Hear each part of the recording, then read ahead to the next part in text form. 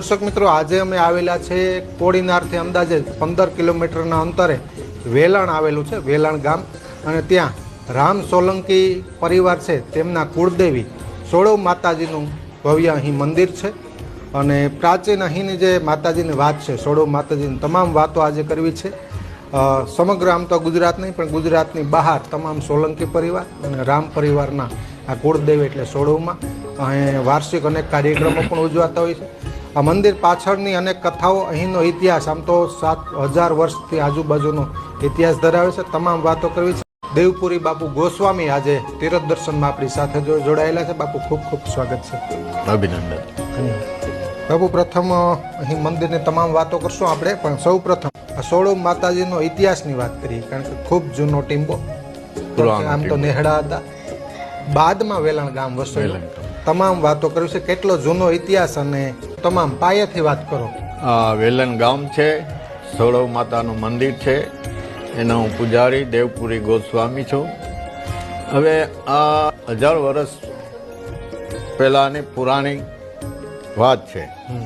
અહીંયા આહિર સમાજના નેહડા હતા અને સોળવમાં તરીકે એક માતાજી 9 થી 10 વર્ષના ભેંસો ગાયો ચરાવતા, એનો રોજ નિત્યક્રમ.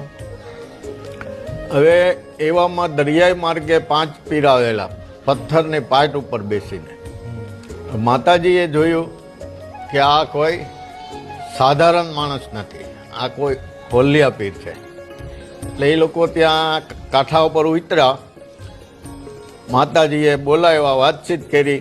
બધા ગોવારોના ટિફિન હતા. માતાજીએ એ લોકોને 5 પીરને જમાડ્યા અને ત્યાં એ રહેતા. એમ 2-3 મહિના નો નિત્યક્રમ ચાલુ રહ્યો.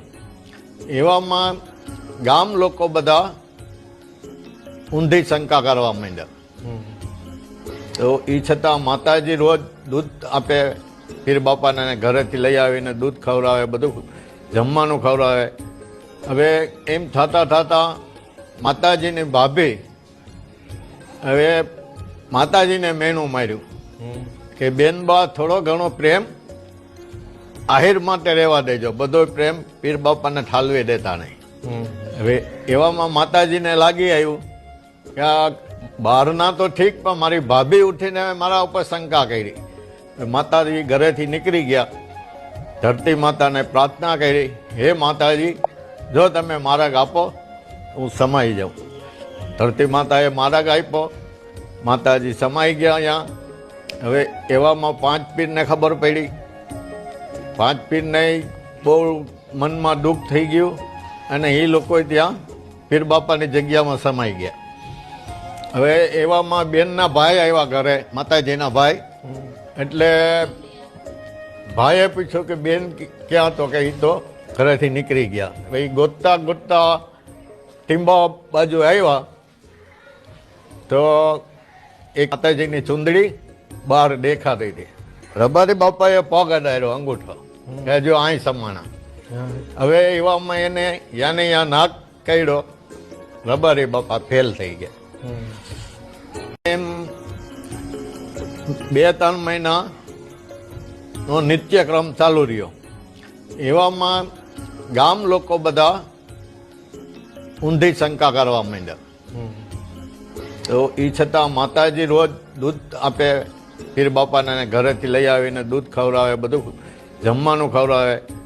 હવે એમ થતા માતાજીની ભાભી હવે માતાજીને મેણું માર્યું કે બેનબા, થોડો ઘણો પ્રેમ આહિર માટે રહેવા દેજો, બધો પ્રેમ પીર બાપાને ઠાલવી દેતા નહીં. હવે એવામાં માતાજીને લાગી આવ્યું કે આ બહારના તો ઠીક, પણ મારી ભાભી ઉઠીને મારા ઉપર શંકા કરી. માતાજી ઘરેથી નીકળી ગયા. ધરતી માતાને પ્રાર્થના કરી, હે માતાજી, જો તમે માર્ગ આપો હું સમાઈ જાઉં. ધરતી માતાએ માર્ગ આપ્યો. માતાજી સમાઈ ગયા અહીંયા. હવે એવામાં 5 પીરને ખબર પડી.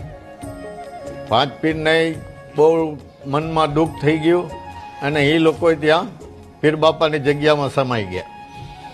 હવે એવામાં બેનના ભાઈ આવ્યા ઘરે, માતાજીના ભાઈ. એટલે ભાઈએ પૂછ્યું કે બેન ક્યાં? તો કે એ તો ઘરેથી નીકળી ગયા. હવે એ ગોતતા ગોતતા ટીંબા બાજુ આવ્યા તો એક માતાજીની ચૂંદડી બહાર દેખાતી હતી. રબારી બાપાએ પગ અડાડ્યો, અંગૂઠો, કે જો અહીં સમાણા. હવે એવામાં એને યાને યા નાક કાઢ્યો, રબારી બાપા ફેલ થઈ ગયા. પછી આ એવું એક એવું મંદિર છે, એકતાનું પ્રતીક છે. અહીંયા હિન્દુ મુસ્લિમનો કોઈ ભેદભાવ નથી. 18 વરણ આવે છે અને આખા વર્ષમાં દર મહિનાની પૂનમ ભરાય છે અને 2 મોટા હવન થાય છે માતાજીના પ્રસંગ નિમિત્તે. એક ચૈત્રી આઠમ અને એક નવરાત્રિ આઠમ. એના હવન થાય છે અને રામ પરિવાર અને સોલંકી પરિવારના માતાજી કુળદેવી છે. એમાં એક પ્રસંગ સાંભળ્યો છે, મેં જોયેલો નથી, આ તો સાંભળેલું છે કે પીર બાપાની ત્યાં એક બોમ્બેથી શ્રીમંત શેઠ આવેલા માનતા કરવા માટે. એ લોકો ત્યાં ચોખાની દેગ પકાવી અને માતાજીની ચૂંદડી ને નારિયેલ ચડાવવા આવેલા નહીં. તો ત્યાંના મુંજાવર બાપુએ કીધું કે તમે આ પહેલાં કરી આવો, પછી બધું અહીંયા તમે નિવેદ બનાવો. તો એ કે હું હિન્દુના દેવને માનતો નથી. તો એવામાં દેગ ચડાવી. બોમ્બેના કારીગરો હતા, એ લોકો બોમ્બેથી બધું સાથે લઈને આવેલા. દેગ પાકે નહીં અને છેલ્લે જોયું દેગમાં તો કીડા થઈ ગયા દેગમાં. તો પાછો છેટ ગયા મુંજાવર બાપુ આગળ. એ કે હવે મુંજાવર બાપુ આનો કંઈક રસ્તો કાઢો તમે. તો કે તમે જય માતાજીની ચૂંદડી નારિયેલ ચડાવો, પછી જ અહીંયા દેગ પાકશે. ત્યારથી આ ભાઈ બહેનનો પ્રેમ છે, માતાજી અને પીર બાપા. પેલા અહીંને માનતા હોય તો ત્યાં જવું પડે અને ત્યાંને માનતા હોય તો અહીંયા આવવું પડે. એટલી માહિતી મારી આગળ છે.